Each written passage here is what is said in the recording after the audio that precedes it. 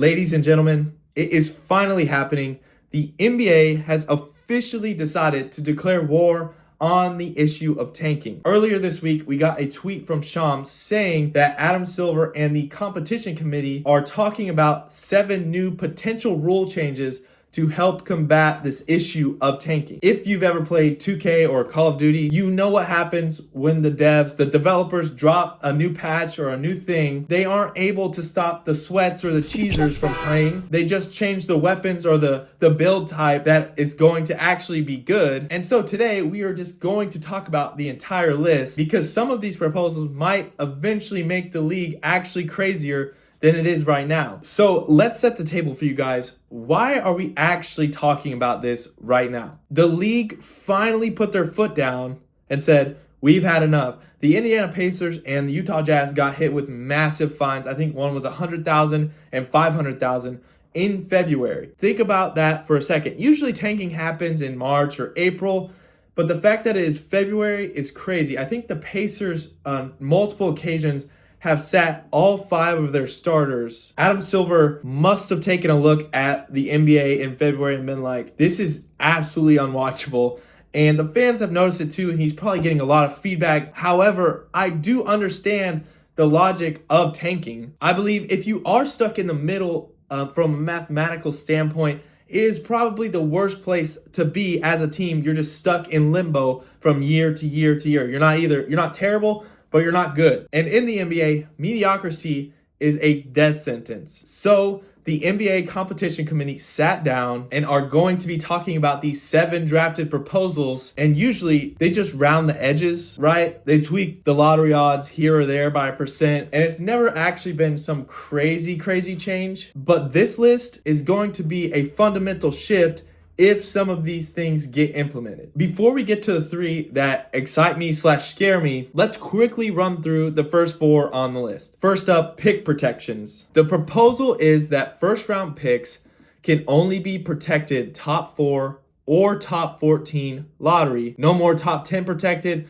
no more top 20 protected. You either protect the top of the draft or you protect the lottery. This simplifies trades to an extent, but it also makes trading picks way more risky if you are a GM because you can't get too cute with the protections anymore. Second, the conference finals penalty. In this one, teams cannot pick in the top 4 the year after making the conference finals. This is directly targeted to the gap year strategy. Think about the Spurs when David Robinson went down. They were an elite team that had a guy get injured. They took a year off and then they ended up getting Tim Duncan. And then after that, they bounced right back. The NBA is saying, no, if you were a top 4 team in the NBA last year, then you don't get a top 4 pick. Third, expanding the lottery. They want to extend the lottery to include all play-in teams.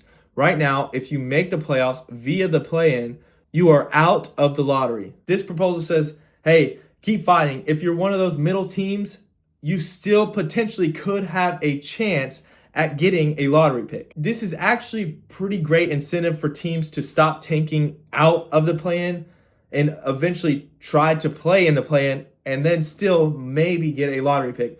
Last year, this kind of happened with the Mavericks, how they were right there and then they ended up getting the number 1 pick. Now, I don't know what strings were involved in that, but they did end up getting the number 1 pick. And fourth, we have flattening the odds. They want to flatten the odds for all lottery teams even more.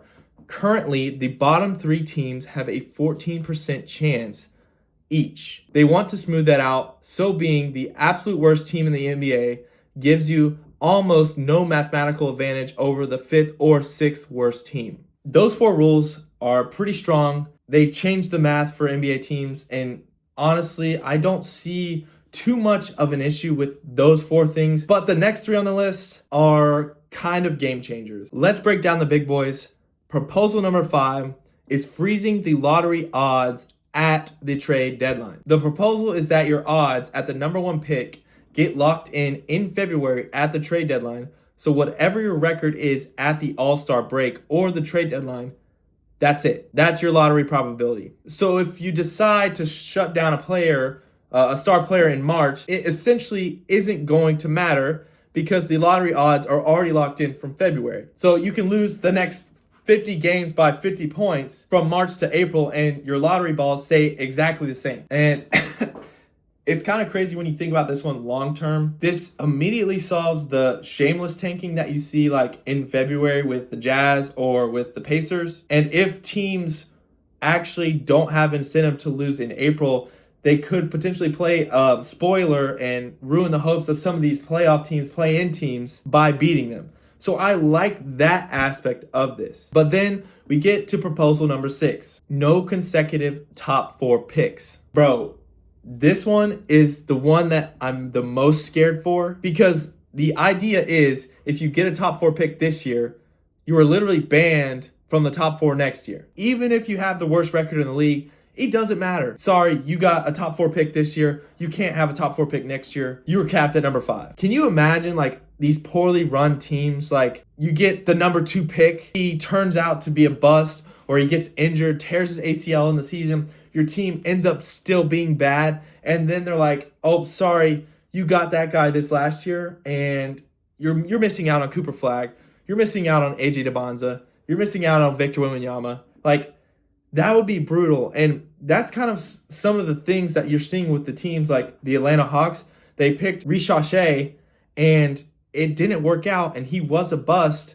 And so then the next year, they wouldn't be able to get a top 4 pick. That's just wild. That assumes that a top pick is going to essentially fix everything. And you and me both know that that is not true. This rule feels like it punishes incompleteness. Sure, it also punishes bad luck. It forces you to get good immediately, which we know that rookies technically are not supposed to be good right out the gate, or you're stuck in mediocrity for a long time. And that leads us to the final 7th proposition, 2-year record lottery odds. Instead of looking at this season, they want to average your record over the last 2 seasons to decide your odds. This is targeting those teams that want to tank quickly. They are essentially trying to flatten that curve over the 2 seasons, so you have to average both of them. They're trying to make sure that you legitimately have to be bad for a while in order to get those lottery odds. But wait a second, didn't I just say in proposal number 6 that you can't have back-to-back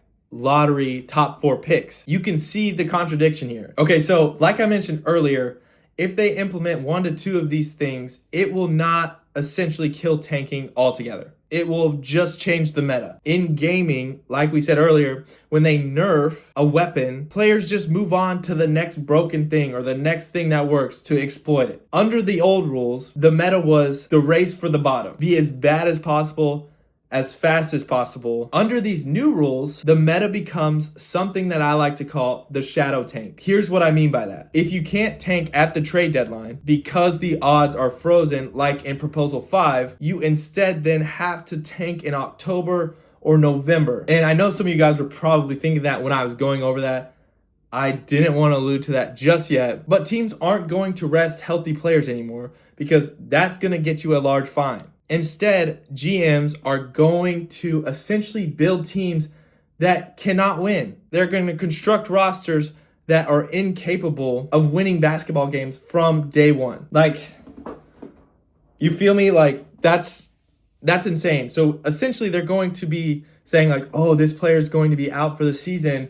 We're going to just play these guys as our starters, and secretly behind the scenes, they know that they are probably not going to win more than 20 games. We are also going to start seeing teams trade away veterans and people and seasoned players in July instead of February as sort of a fire sale in July, because it'll be happening in the offseason. If you want that top pick, you're going to need to lock in your losses early before the freeze happens. You're basically encouraging the teams to be trash on opening night. And I don't know exactly how that would blow over. Right now, it seems like it'll be a problem, but do people actually realize that their teams are tanking until it's February? And about that no consecutive top 4 picks proposal, that will change the meta for trading assets. If I'm a GM of the Oklahoma City Thunder, because they have 1 million picks, and Sam Presti has done a great job of constructing a roster, bringing in guys, getting a ton of picks, those picks just became way more valuable, because if a bad team hits the top 4, they have to trade their pick again next year because they know they can't gain another top 4 pick in the next year's draft. It creates a weird cycle where you tank one year, then you have to try to win the next year, or you trade out. It kills the long rebuild that we see in the NBA right now. You have to bounce back immediately or be stuck in that middle ground of mediocre teams. So look, the NBA is trying. They're trying to fix things. They see that there is a problem with tanking. They are trying to make the regular season matter. But you let me know, do you think GMs are going to stop trying to find ways, like Sam Presti has, to build the best roster? They're going to find those loopholes. It's going to be inevitable. They're just going to change their plans earlier, or they're going to change how they do things. We're going to see worse basketball in November and December so that they could potentially be respectable in March. I don't love this. I think it adds some complexity and punishes teams for things that are out of their control. Under these new rules, some of our teams might get unlucky. Comment down below if you think that these proposed rules are going to save the league or end up ruining it. If you want to see the scariest team in the NBA, click this video right here. If not, I will see you guys in the next one.